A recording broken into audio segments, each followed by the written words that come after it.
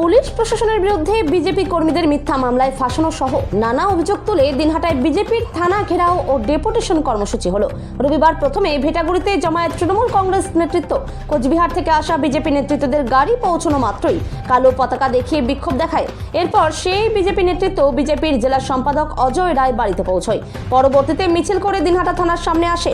থানার সামনে বিক্ষোভ প্রদর্শন ও পরবর্তীতে এক প্রতিনিধি দল দিনহাটা থানার আইসির সঙ্গে দেখা করেন। বিজেপির জেলা সভাপতি অভিজিৎ বর্মন কি বলছেন শুনে নেব। কোচবিহার থেকে সুমন মণ্ডলের রিপোর্ট, বিগ নিউজ বাংলা। যে ইন্টিমেশন আর পারমিশন নিয়ে আমরা এরপরে প্রোগ্রাম আমরা করব, দেখি পুলিশ কথা দিয়েছে যে আপনারা পারমিশন নিয়ে করুন, ইন্টিমেশন দিয়ে করুন। তো মনে হচ্ছে যে এখানে দিনহাটা এবং সিদাইটা ওনারা একদম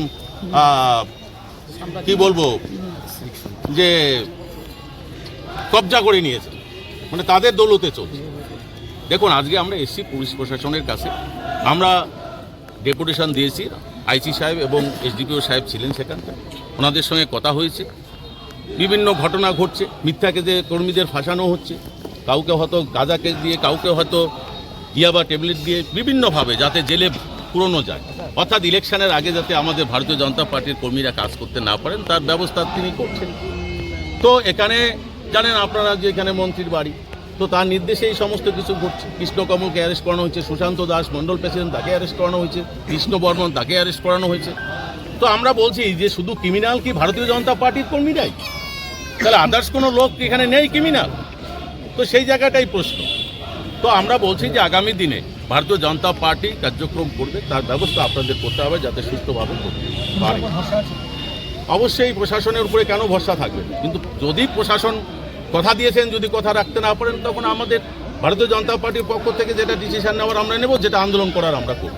আমাদের কোচবিহার জেলার যে সিদাই এবং দিনহাটা বিধানসভা আছে, সিদাই এবং দিনহাটা বিধানসভার যারা ভারতীয় জনতা পার্টির প্রেসিডেন্ট, বুথ সভাপতি এবং নিচু স্তরের যারা কার্যকর্তা আছে, তাদেরকে পুলিশ বেছে বেছে সিভিল ড্রেসে প্রথমে তাদের বাড়ির উপর নজরদারি করে রাখে পুলিশ লাগাতার।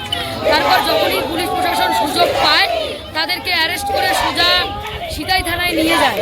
এখানে পুলিশ প্রশাসনের দোষটা আমি যদিও দেব, তারপরেও দিনহাটাতে যিনি নিজেকে অভিভাবক মনে করেন উদয়ন গুহ, তিনি ইতিমধ্যে খবর সম্ভবত পেয়েই গেছেন। বিজেপি কার্যকর্তারা তারা নিচু স্তর থেকে বুথ লেভেলে কী কাজ করছে তাদের মনের মধ্যে ভালো ভয় ধরে গেছে।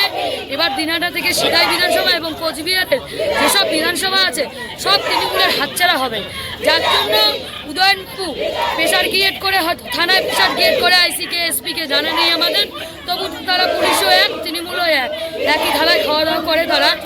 পুলিশ সেই সুবাদে আমাদের যত কার্যকর্তা আছে সবাইকে অ্যারেস্ট করে, ইতিমধ্যে সুশান্তদাকে অ্যারেস্ট করেছে, ইতিমধ্যে বাপিদাকে অ্যারেস্ট করেছে এবং আরও অনেক কয়জন, প্রায় 7 থেকে 8 জন আমাদের যারা কার্যকর্তা আছে সবাইকে টোটাল 11 জনকে অ্যারেস্ট করেছে। অ্যারেস্ট করার কারণ তাদেরকে একদিন থানায় রাখার পর গাঁজা, ফেন্সিডিল এবং ট্যাবলেট যেগুলো কেসের লাগাতার 4 মাস, 5 মাস, 6 মাস জেলে থাকতে হবে, সেই সব কেসে পুলিশ তাদেরকে থানায় আটকে রাখে। যার জন্য আজকে আমাদের এই প্রতিবাদ মিছিল, কোচবিহার জেলার সমস্ত নেতৃত্ব এসেছে, আমরাও আছি। আজকে তারা ভিতরে ইতিমধ্যে ঢুকে গিয়েছেন, আইসির সাথে কথা বলছেন। আইসির সাথে কথা বলে যদি তারা আশ্বস্ত না হয় তাহলে এরপরে আমরা আমাদের আন্দোলন এর থেকে বৃহত্তর আন্দোলন করব। আমার নাম সাবানা খাতুন, কোচবিহার জেলা যুব মোর্চার জেলা কমিটি মেম্বার।